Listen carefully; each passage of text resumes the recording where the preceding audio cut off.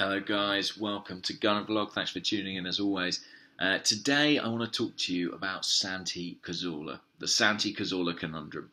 I haven't really prepared what I'm going to say because, to be honest, it's not a subject I find particularly pleasant or particularly easy.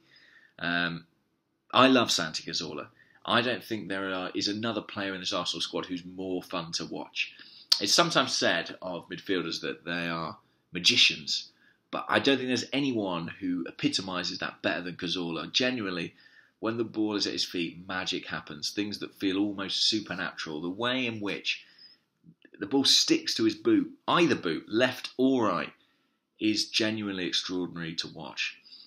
And Arsenal have been beneficiaries of that for a long time. He's a player Arsene Wenger knew about for a long while, really, when he was at Villarreal particularly. Then he went on to Malaga. We nearly got him then. Eventually got him a year later.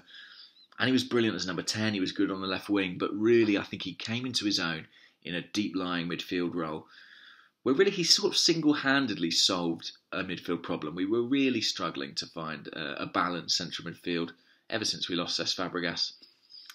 And Cazorla solved it. He's a cheap player. He's a cheap player because he does so many things so brilliantly. He can dribble, he can find space, he can pass between the lines. And he brought structure to an Arsenal midfield that really didn't have it. I mean, he made Francis Coquelin look very good. And some people would say that's an achievement in itself. The problem was that when I say he's a cheap player, he's so unique.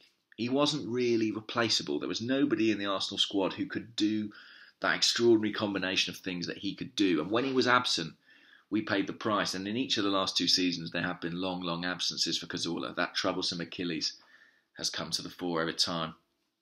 And the reason I want to talk about him today is that it looks like he's going to miss a big portion of next season, depending on who you believe. There are some reports he could miss the entirety of it. Arsenal have denied that, but they have confirmed there is no return date currently for Cazorla. They gave him an extension to his contract in January. They activated a clause to give him another year. They thought he'd play by the end of the season. That didn't happen.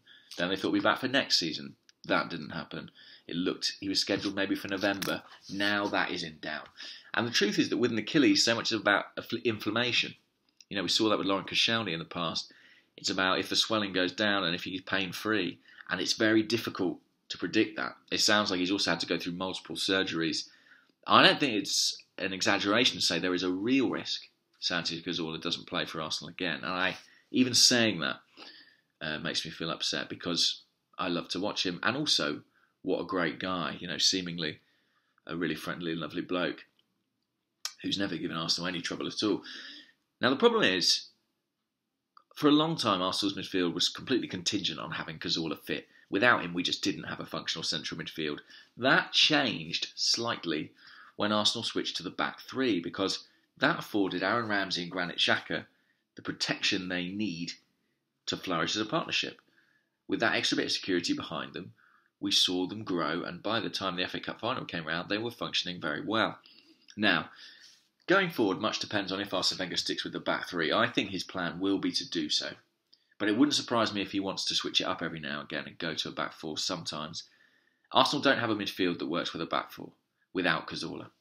So that will be in Arsene Wenger's thoughts.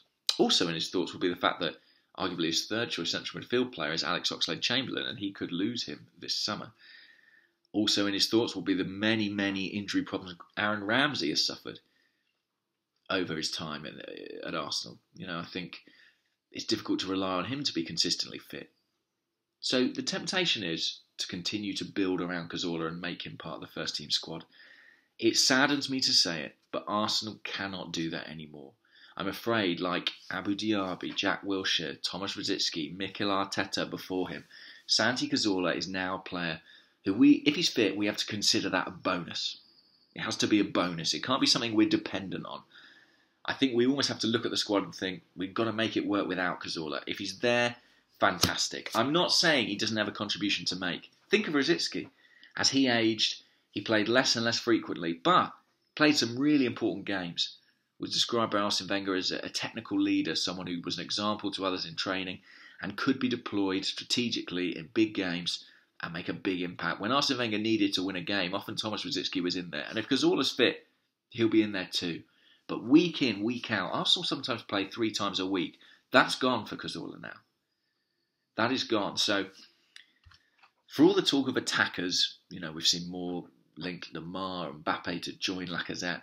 For all that talk, Arsenal need a number 8. They know that.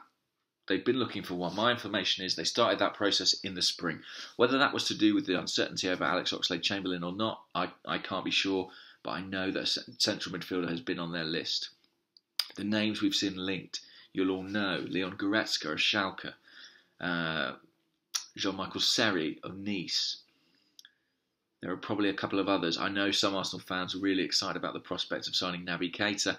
I don't necessarily see Arsenal spending £70 million on a central midfielder. But I do think they need someone in that area.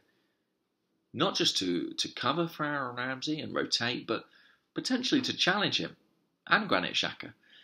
Someone who maybe can make a more functional partnership than those two have at present. So, while I'm glad Santi is still part of the club, and I think it was the right decision to award him a new contract, especially given these unforeseen injury problems, I do think we need to plan without him now.